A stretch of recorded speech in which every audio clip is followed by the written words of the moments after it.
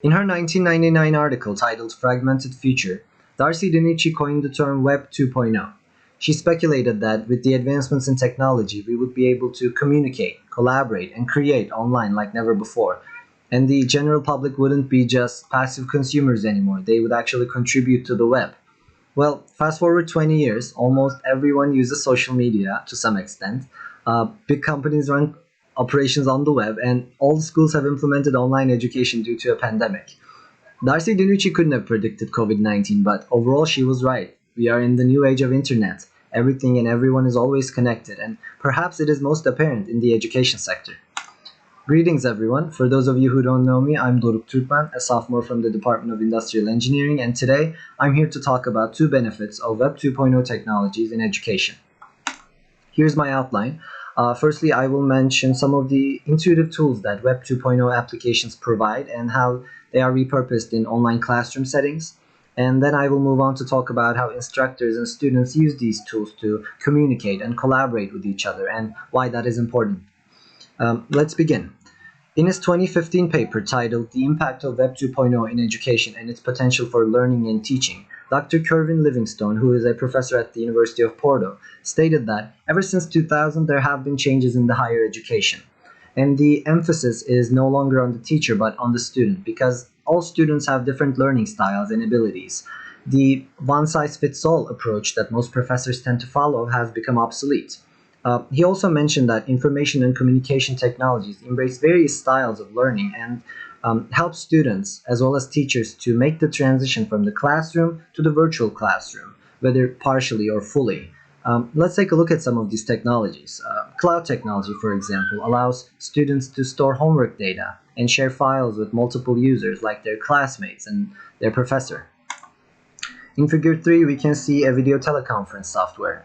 We're very used to seeing them nowadays, whether it's WebEx or Zoom or any other application that allows members to see and hear each other, like in an actual classroom setting. In Figure 4, we see a visual collaboration software, an online whiteboard that allows multiple users at the same time to draw shapes, import media files like photos or videos, and write on. And similarly to a mood board for an actual project in the real world, for example, they can be saved in one meeting and then later shared with other participants. Another example would be discussion forums, a very simple yet effective concept. Students on these forums can ask questions regarding course topics and even more, and instructors can supervise the content of these forums and answer questions. In terms of social media usage, Dr. Khalid Binghamlas, a professor at Abdulaziz University, mentioned several advantages of using Facebook and Twitter as educational tools, such as making quick announcements and collaborating across different countries and schools, and also building a sense of community, a classroom community. These all of these are possible due to Web 2.0 because people use the same exact application with the same exact interface in their mobile phones, in their tablets, and in their computers. No matter where you are, as long as you have an internet connection, you can meet with your crew and create new ideas. These tools that I mentioned are great on paper, but what about the actual implementation? Why is it beneficial to use Web 2.0 technologies rather than traditional teaching methods? That brings us to the second part, continuous communication and collaboration and how it affects the learning community. According to a 2015 article by Lady Odom, who's a researcher at the University of Maryland, Web 2.0 produces several positive impacts, such as providing a constructivist-friendly toolkit.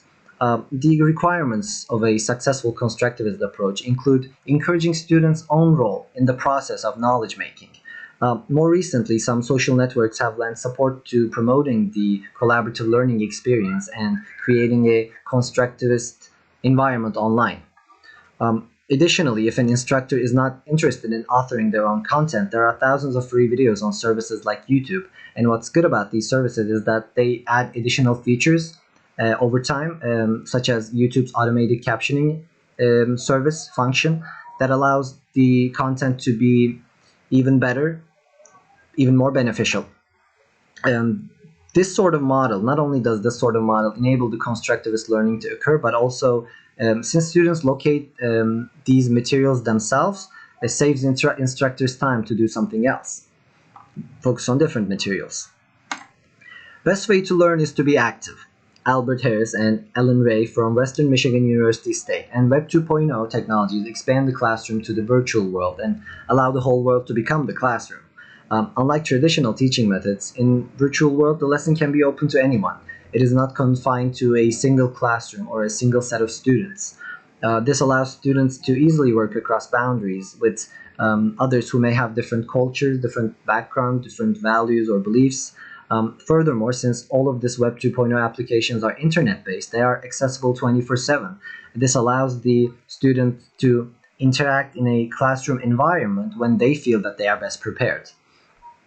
I want to mention a survey done by a team of researchers at Gadjah Mada University in Indonesia. They asked a group of university students which area they thought Web 2.0 applications were beneficial. The blue line is agreement, the red line is neutral, and the green one is disagreement in figure 8. And we can see that most students agree Web 2.0 applications enhances the promotion of higher education, establishes a connection between students, and helps students and lecturers share information. In conclusion, Web 2.0 is everywhere in our education system, and even the institutions who have not adopted this approach is slowly getting there. Today I talked about some of the tools the technology provides and how they are implemented to increase communication and collaboration between students and instructors. Before I finish, though, I want to quote Dr. Lynn Shrum, who is a professor and a coordinator of primary and secondary education at George Mason University. She said, as educators, we can't sit on the sidelines watching it happen. We have to recognize that students' use of technology is stronger and work from our own strength. They may know the tools better, but we have to help them use them wisely. If we want to engage students in learning, we need to first understand their world.